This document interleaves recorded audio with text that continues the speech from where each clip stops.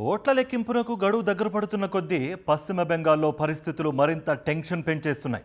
Counting కేంద్రాలు పెద్ద ఎత్తున సాయుధ బలగాలను మోహరించిన ఈసీ ఫలితాల వేళ అవాంఛనీయ ఘటనలకు తావు లేకుండా రాష్ట్ర వ్యాప్తంగా భద్రతను కట్టుదిట్టం చేసింది. ఎన్నికల సంఘం ఏకపక్షంగా వ్యవహరిస్తోందని ఆరోపిస్తున్న టీఎంసీ సుప్రీంకోర్టుకు వెళ్లిన రిలీఫ్ దక్కలేదు.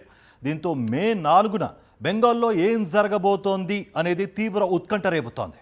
పశ్చిమ బెంగాల్ అసెంబ్లీ ఎన్నికల కౌంటింగ్ నేపథ్యంలో తృణమూల్ కాంగ్రెస్ కు సుప్రీంకోర్టులో ఎదురు దెబ్బ తగిలింది. మమతా బెనర్జీ దాఖలు చేసిన పిటిషన్ను సర్వోన్నత న్యాయస్థానం కొట్టేసింది.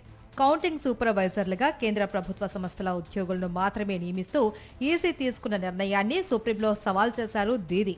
టేబుల్కు కనీసం ఒక రాష్ట్ర ప్రభుత్వ ఉద్యోగి ఉండేలా ఆదేశాలు ఇవ్వాలి అని విజ్ఞప్తి చేశారు. అయితే ఈ విషయంలో కోర్టు జోక్యం అవసరం లేదు అని ధర్మాసనం స్పష్టం చేసింది. అధికారులను ఎంపిక చేసుకునే స్వేచ్ఛ ఎన్నికల సంఘానికి ఉంది అని పేర్కొంది. ఈసీ సర్క్యులర్ నిబంధనలకు విరుద్ధంగా ఉంది అని, లెటర్ అండ్ స్పిరిట్ గా ఈ ఆదేశాలు పాటించాలి అని సూచించింది. మరోవైపు దక్షిణ 24 పరగణాల జిల్లాలోని 15 పోలింగ్ కేంద్రాల పరిధిలో ఈసీ రీపోలింగ్ నిర్వహించింది. ఈవీఎం ట్యాంపరింగ్ ఫిర్యాదుల నేపథ్యంలో మగ్రహాట్ పశ్చిమ నియోజకవర్గంలోని 11, డైమండ్ హార్బర్లోని 4 బూతులలో మళ్లీ పోలింగ్ జరిగింది. ఈ నెల 29న ఓటింగ్ జరిగినట్టు ఈవీఎం ట్యాంపరింగ్ ఆరోపణలు వచ్చిన ఫాల్టాలో రీపోలింగ్ వేళ ఉద్రిక్తతలు తలెత్తాయి. టీఎంసీకి వ్యతిరేకంగా జాతీయ రహదారిపై ఓటర్లు నిరసన చేపట్టారు. తృణమూల్ నాయకుడు ఇస్రాఫిల్ చౌకీదార్ తమపై దాడికి పాల్పడ్డారు అని మండిపడ్డారు. ఈ క్రమంలో స్థానికులు పోలీసుల మధ్య ఘర్షణ వాతావరణం ఏర్పడగా కేంద్ర బలగాలు ఘటనాస్థలానికి చేరుకొని పరిస్థితిని అదుపులోకి తీసుకొచ్చాయి.